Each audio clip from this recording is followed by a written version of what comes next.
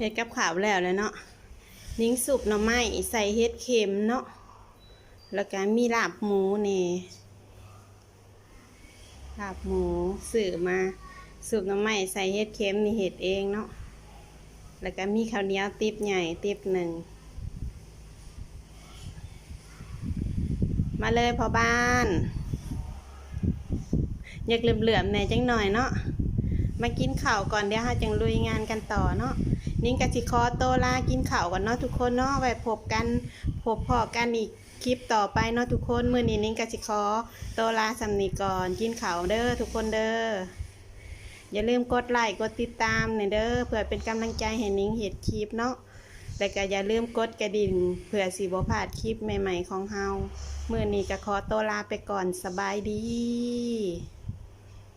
เสียงอยากสั่นๆเนี่ยเพราะว่าหิวข้าว